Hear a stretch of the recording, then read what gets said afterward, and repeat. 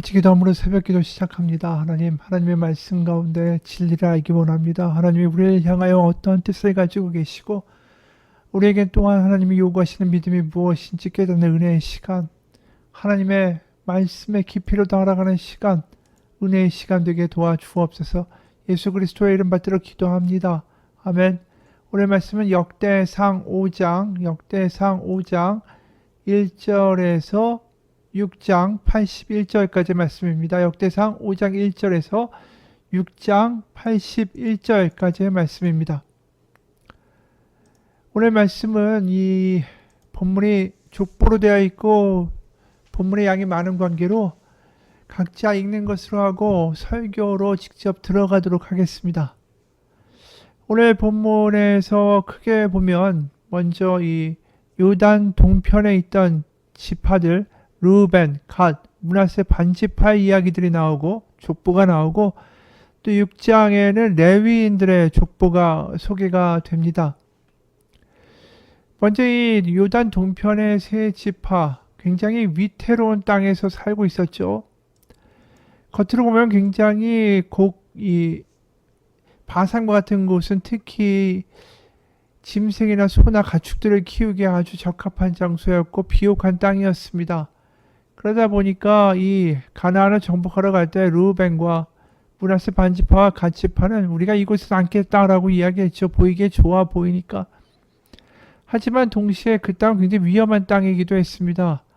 바로 그 요단 동편 옆쪽에 암몬과 또 모압과 에돔이 있었고 북쪽으로는 아람이 있었고 특히 더 무서운 것은 저 위쪽의 메소포타미아에서 아수르나 바벨론 같은 나라들이 남하에서 이집트로 갈 때 바로 그 통로에 해당되는 땅들이 왕의 대로가 있던 곳들이 바로 이 땅이었다라는 거죠.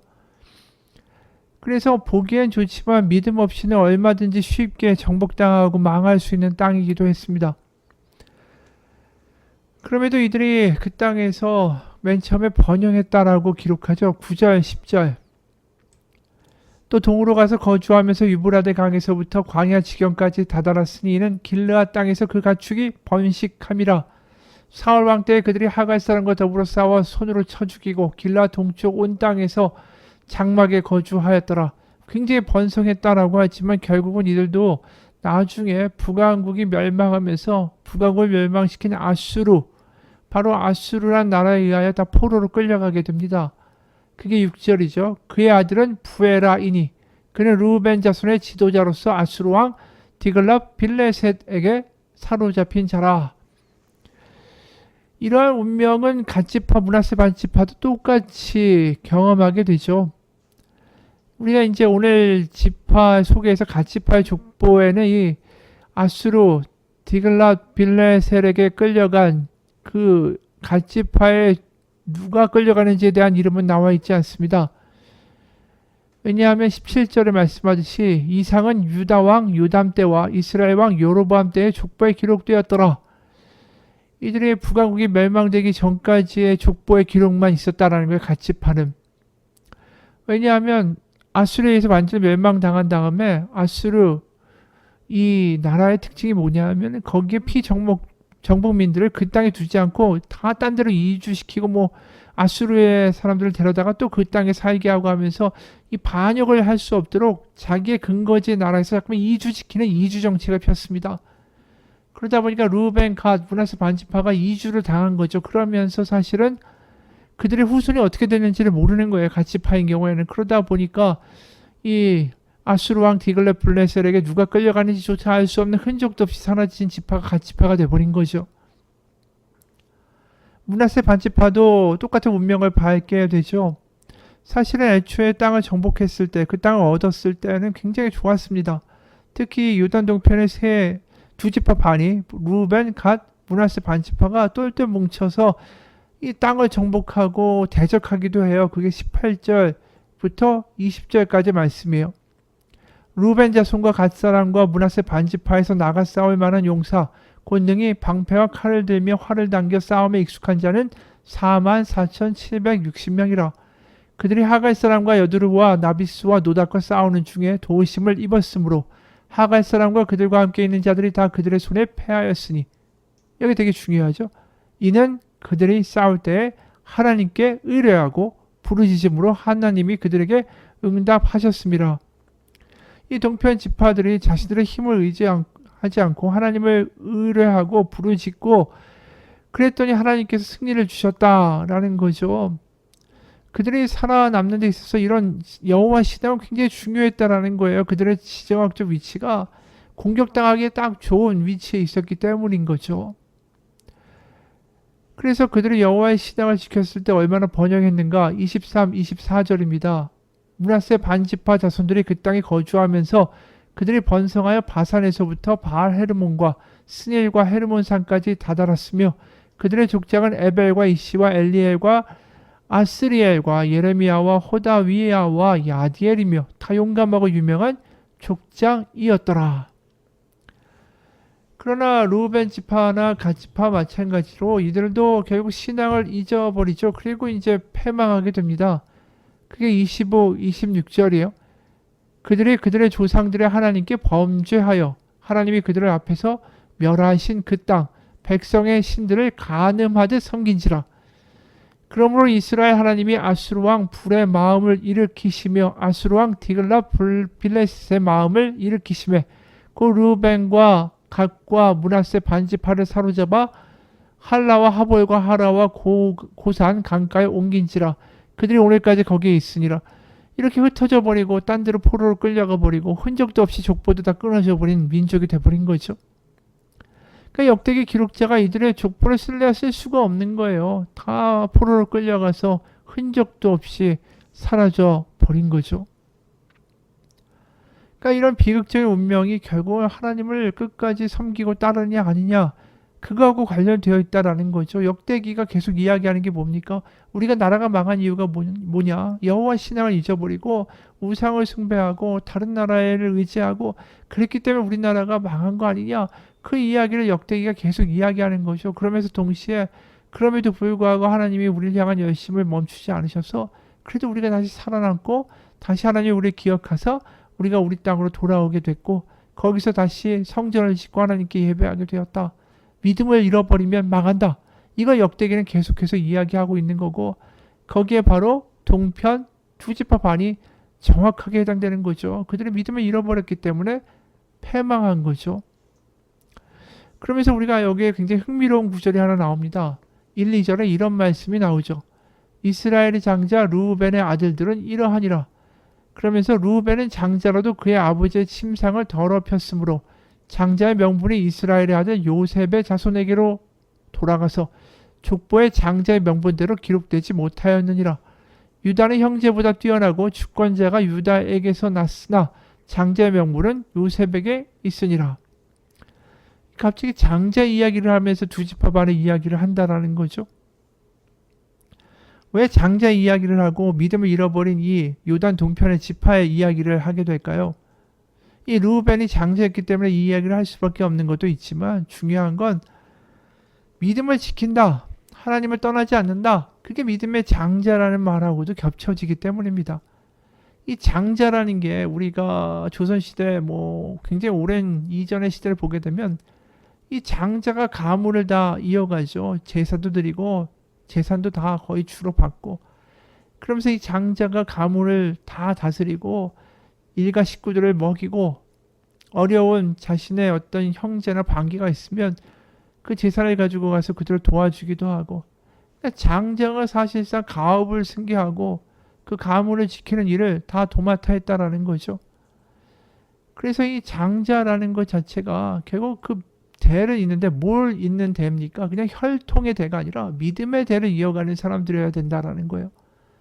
그러니까 르우벤이 결국은 믿음의 대를 잇는 자가 아니었기 때문에 결국은 이 망하게 되고 동편에 있던 나라들도 이 믿음을 이어가는 이 가문을 만드는 믿음의 장자의 삶에서 다 실패했기 때문에 무너졌다라는 거죠. 결국 구원은 어디에 있습니까? 믿음의 장자가 되는 거예요. 믿음의 가문을 이어가는 데 있다라는 거죠. 그래서 창세기에서 보면 믿음의 가문을 이어가는 장자가 된다. 믿음을 가진다. 이게 굉장히 중요한 문제로 부각돼요. 그래서 실제로 야곱이 장자권을 탐내서 에서에게서 이제 그것을 뺏으려고 아버지에게 에서라고 말하고 속이면서 장자권을 탈취하지 않습니까? 그런데 이제 야곱은 장자권이 혈통의 첫 번째로 난 아들에게 있다라는 이 오해를 한 거죠. 사실은 우리가 지금 본 것처럼 믿음의 장자, 믿음의 가문을 이룬다. 이거는 혈통으로 되는 게 아니라 믿음으로 되는 거라는 것이죠. 그래서 사실은 창세기에서 보면 장자라고 하지만 첫 번째 난 사람이 장자가 되는 게 아니라 나중에 보면 믿음을 가진 사람이 장자가 되는 거예요. 아브라함도 첫 번째긴 하지만 그 장자의 역할을 잘 감당하게 되는 게, 그리고 또 믿음의 장자가 될 수 있는 자격을 갖게 된 게 뭐냐 하면, 굉장히 고난을 겪고 어려움을 겪으면서 자신의 생각이 다 꺾여져 나가고 하나님이 옳습니다라는 이 절대적인 믿음을 갖게 되는 걸 보게 되죠. 아브라함이 맨 처음에 자신의 생각으로 후계자를 우리 집에 청지기이고 종인 엘리에셀에게 넘겨주겠다. 하나님이 아니라고 하시죠.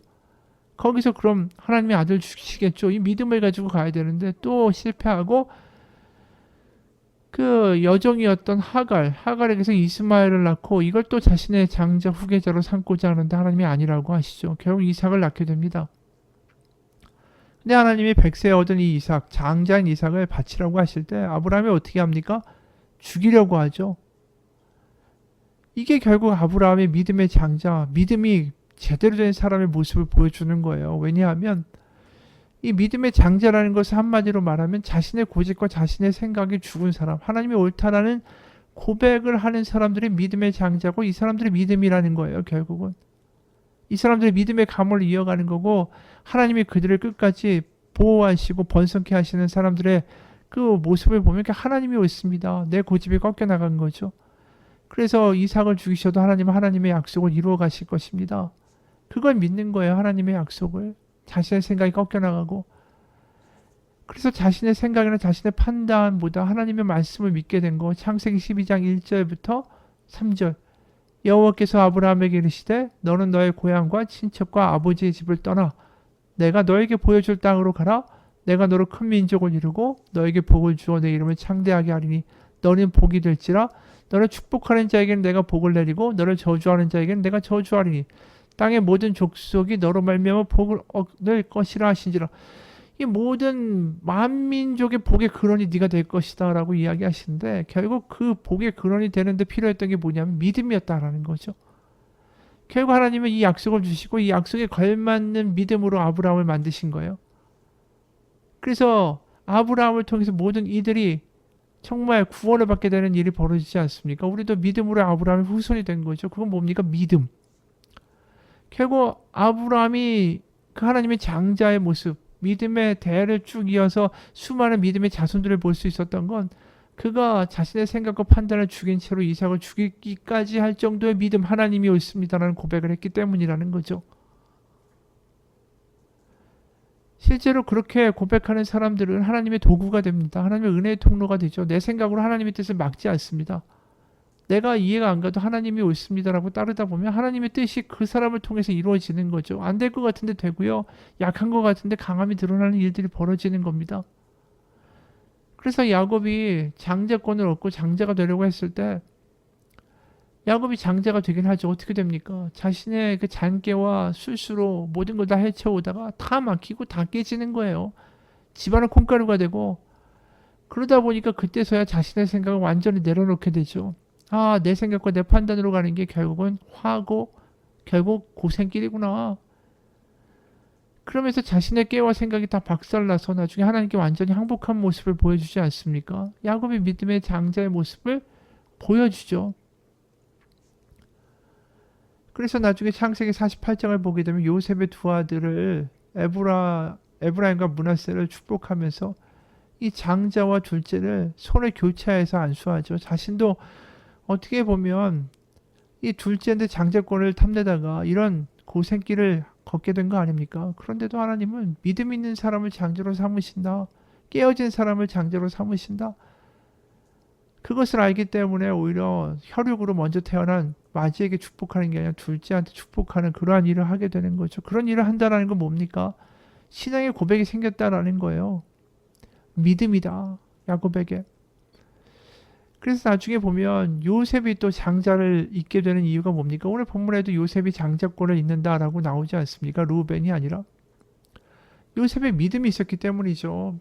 요셉이 엄청난 고생을 하지 않습니까? 형들에게 팔려서 애굽으로 가고 애굽에서 또 누명을 쓰고 감옥에도 갇히고 그러다가 결국 애굽의 총리 대신이 될 때까지 정말 믿음으로 하나님이 살아계시고 하나님이 하신다라는 생각으로 버틴 거 아닙니까? 그래서 장자가 될 만한 자격을 갖춘 거예요, 요셉이. 그리고 실제로 요셉이 장자라는 게 오늘 본문에만 나와 있는 게 아니라 이 야곱이 요셉의 두 아들을 내 아들로 삼겠다 하면서 그들에게 축복을 주죠. 그러니까 요셉은 다른 사람들보다 두 배의 축복을 받는 거예요. 그 에브라임과 므낫세를 통해서. 장자라는 게 간접적으로 증명이 되는 거죠. 그러면서 나중에 자신의 삶에 대한 유언을 또 특히 요셉에게 합니다. 장자라는 게 증명되는 거죠. 창세기 48장 21, 22절. 창세기 48장 21, 22절. 이스라엘이 요셉에게 말하였다. 나는 곧 죽는다. 그러나 하나님이 너희와 함께 계시고 너희를 조상들의 땅으로 돌아가게 하실 것이다. 그리고 네 형제들 위에 군림할 너에게는 요셉에게는 세겜을 더 준다. 세겜은 내가 칼과 활로 아모리 사람의 손에서 빼앗은 것이다. 그러니까 이제 너희를 조상의 땅으로 돌아가게 하실 것이다. 이 마지막의 예언들 그리고 또 뭐라고 말합니까? 네 형제들 위에 군림하게 될 요셉 너. 이 장자라는 것을 분명하게 야곱이 이야기하는 거죠. 믿음으로 장자가 되는 거예요. 먼저 태어난다고 장자가 되는 게 아니라 르우벤이 그 짝이죠. 먼저 태어났지 않습니까? 하지만 그가 깨어짐이 있고 믿음이 있고 성실하고 하나님 앞에 내 생각이 아니라 하나님이 옳습니다라는 그 믿음의 삶을 살 만한 그런 싹수가 있는 사람이었던가 아니라는 거죠. 왜냐하면 르우벤이 야곱의 첩이자 또 자신의 형제들인 단과 납달리의 어머니 바로 빌하와 통간해버리는 끔찍한 짓을 합니다. 그러니까 자신의 정욕과 자신의 생각과 자신의 어떤 좋음을 따라가는 사람이라는 게 너무 분명하게 드러나는 거죠. 요셉과 다른 길을 갔던 거예요. 그러니까 요셉이 믿음의 장자가 될 때 르우벤은 장자가 되지 못했고 결국 르우벤의 후손들도 자신의 뜻대로 살다가 결국은 다 포로로 끌려가서 족보에서 흔적도 없이 사라지는 그런 결과를 맞이한 거죠. 그리고 유다는 장자는 아니지만 주권자 바로 다윗이 그 가문에서 태어나는 영광을 맞이합니다. 유다가 이런 역할을 하게 된 계기가 있죠. 이 요셉 앞에 서서 베냐민을 노예로 남기느니 차라리 내가 노예로 남아 평생 여기에 있을 테니 베냐민은 돌려보내달라고 이 요셉에게 이 말을 하면서 요셉이 눈물을 확 쏟으면서 형들을 다 용서하고 화해가 일어나는 거 아닙니까? 결국 자기를 죽이는 짓을 한 거예요, 유다는. 그러면서 자신을 버린 거죠. 하나님이 그것을 귀하게 보신 거예요. 그러면서 장자는 아니지만 그를 통해서 주권자 다윗이 태어나게 하시는 유다 지파의 축복을 허락하신 거죠. 그러니까 우리가 장자권을 보면서 뭘 보게 되냐면 결국 하나님이 원하시는 것은 믿음이라는 거죠. 하나님의 아들과 딸이 된다는 거. 그 장자가 돼서 하나님의 믿음의 가문을 만들어 간다는 거. 내가 깨어지고 내 생각이 죽고 하나님이 옳습니다라는 고백을 하는 사람들을 만들어내고 그들을 장자다, 하나님의 아들이다, 하나님의 딸이다 라고 부르시는 거예요. 그래서 예수님도 이런 말씀하시죠. 마태복음 16장 24절. 이에 예수께서 제자들에게 이르시되 누구든지 나를 따라오려거든 자기를 부인하고 자기 십자가를 지고 나를 따를 것이니라. 이게 뭡니까? 예수님을 따라서 하나님의 자녀가 되는 거, 성령으로 하나님의 자녀가 되는 거, 그건 결국 자신의 생각과 자신의 고집이 십자가에 못 박혀 죽은 사람들이어야 된다라는 거예요. 그런 사람들이 결국은 하나님의 자녀가 되고 하나님은 또 자신의 생각이 죽은 그들을 통하여 하나님의 일을 그들을 들어서 드러내시고 하나님의 나라를 만들어 가신다라는 거죠. 결국 아브라함처럼 복의 근원이 되는 그러한 삶이 결국은 믿음 가운데 가능하다라는 겁니다. 우린 그래서 아브라함의 믿음의 후손이라고 부르는 거고 그게 장자권이란 말과 연계되어 있다라는 거죠. 그리고 우리가 6장을 보게 되면 레위인들의 족보가 나오는데 여기 레위인들이 족보가 어떻게 되고 대제사장의 족보가 어떻게 되고 찬양제는 누가 했고 레위인들에게 무슨 상업이 주어졌고 뭐 이런 이야기들이 6장에 내내 쓰여 있습니다. 하지만 레위인이라는 이 이야기를 장자권이라는 이야기 안에서 또 한 번 연결해서 볼 수가 있습니다. 민수기 8장 16절에서 19절을 보면 민수기 8장 16절에서 19절입니다. 그들은 이스라엘 자손 중에서 내게 온전히 드린 바 된 자라. 레위인들을 가리켜 하는 말입니다. 이스라엘 자손 중 모든 초태생 곧 모든 처음 태어난 자 장자들이죠. 태어난 자 대신에 내가 그들을 레위인을 취하였나니 이스라엘 자손 중에서 처음 태어난 것은 사람이든지 짐승이든지 다 내게 속하였음은 내가 애굽 땅에서 모든 처음 태어난 자를 치던 날에 그들을 내게 구별하였음이라. 이러므로 내가 이스라엘 자손 중 모든 처음 태어난 자 대신에 레위인을 취하였느니라. 내가 이스라엘 자손 중에서 레위인을 취하여 그들을 아론과 그의 아들들에게 주어 그들로 회막에서 이스라엘 자손을 대신하여 봉사하게 하며 또 이스라엘 자손을 위하여 속죄하게 하였나니 이는 이스라엘 자손이 성소에 가까이 할 때에 그들 중에 재앙이 없게 하려 하였습니다. 이야기가 길지만 단순하게 말하면 이들이 이제 애굽을 탈출할 때 장자의 죽음이 10번째 재앙이었죠. 그래서 문지방에 어린 양의 피를 바르지 아니한 모든 집들의 장자는 다 죽었습니다. 그러니까 어린 양의 피를 바른 그 모든 가문들의 장자는 거꾸로 살아남은 거죠. 그러면서 하나님이 말씀하신 거예요. 그때 죽지 않은 장자들은 다 내 것이다. 내가 살려준 것이고 이스라엘 가문의 모든 장자들은 그래서 내 것인데 그 이스라엘의 장자들을 대신해서 레위인들을 내가 그 장자들 대신으로 삼겠다. 그래서 그 레위인들은 이스라엘 장자들을 대신해서 내 회막에서 성막에서 제사하고 봉사하는 일에 헌신하라 이렇게 말씀하신 거예요. 그러니까 장자는 이미 말한 대로 이스라엘의 모든 가문을 대표하는 거 아니에요. 그 장자들을 레위인이 대신한다는 건 이스라엘의 모든 집들과 가문들과 백성들이 다 다시 말해서 레위인을 통해서 하나님 앞에 늘 제사하고 예배하는 삶을 산다라는 거예요. 레위인들이 그들을 대신하는 거니까요. 그래서 장자가 된다, 초태생이 된다. 결국 그것은 레위인처럼 예배하는 자, 하나님이 늘 옳다라는 것을 기억하는 자, 나는 유한하고 나는 무력한 자라는 것을 기억하는 자들이 장자라는 말이 되기도 한다라는 거예요. 왜냐하면 레위인들은 매일 피를 보잖아요. 죽음을 보잖아요. 제사를 하면서 성막에서 대제사장들도 레위인에 속하고 또 그들은 이제 제사장들이 뭘 할 때마다 보조를 해주니까요. 그러면서 매번 거기서 장작도 가져다 주고 또 거기에 각도 뜨고 뭐 기름을 태울 때도 보조를 해주고 그러면서 매일 짐승이 죽는 피를 보고 죽음을 보는 거죠. 레위인들은. 그러면서 자신들이 얼마나 연약한 존재고 정말 우리의 생명 하나님 앞에 있고 우리는 내일도 알지 못한다라는 것을 늘 기억하는 존재들이 레위인이었던 거예요. 그러니까 믿음의 장자들도 그걸 기억해야 한다는 거죠. 레위인처럼. 우리는 무력하다. 하나님 없으면 안 된다. 우리 얼마나 연약한가. 그래서 매일매일마다 그들의 교만과 자신들의 주장과 고집이 박살나야 되는 거죠. 그게 장자의 삶이에요. 그게 믿음의 삶이었다라는 거죠. 그게 하나님의 가문에 속한 아들과 딸들의 삶이어야만 한다라는 겁니다. 우리도 마찬가지예요. 매일마다 내가 죽고 내 생각과 내 고집이 죽고 내 안에 하나님이 사시도록 나의 마음을 내어드리는 것, 그게 믿음의 장자 역할이고 그게 예배자의 역할이고 그게 레위인의 모습이고 그게 하나님이 원하시는 아브라함과 야곱과 이삭과 요셉의 모습이었고 그래서 똑같이 갈라디아서 2장 20절에 이런 말씀하는 겁니다. 내가 그리스도와 함께 십자가에 못 박혔나니 나의 고집과 나의 생각과 나의 판단이 못 박혔나니 그런즉 이제는 내가 사는 게 아니요 오직 내 안에 그리스도께서 사시는 것이라.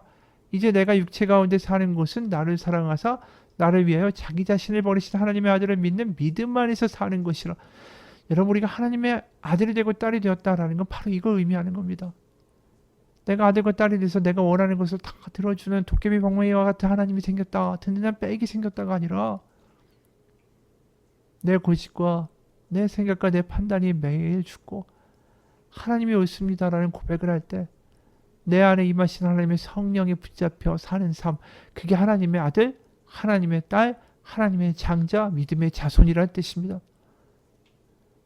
우리는 십자가에서 깨어집니까? 하나님의 사랑에 항복합니까? 그리고 나는 내일 일도 알지 못하는 연약한 자라고 하나님 앞에 고백합니까? 그게 믿음입니다. 같이 기도하겠습니다. 하나님 우리를 하나님의 딸, 아들로 부르셨습니다. 그것은 다른 게 아니라고 믿습니다. 매일마다 나의 생각과 나의 판단이 죽고 내 안에 하나님이 사시도록 나의 마음을 내어드리는 삶. 그래서 우리를 통해 하나님이 일하시고 우리를 통해 하나님의 나라가 이루어지고 우리를 통해 아브라함의 복을 주변 가운데 흘려보낼 수 있는 믿음의 삶, 하나님의 자녀의 삶을 살게 하여 주옵소서. 예수님 이름 받들어 기도합니다. 아멘.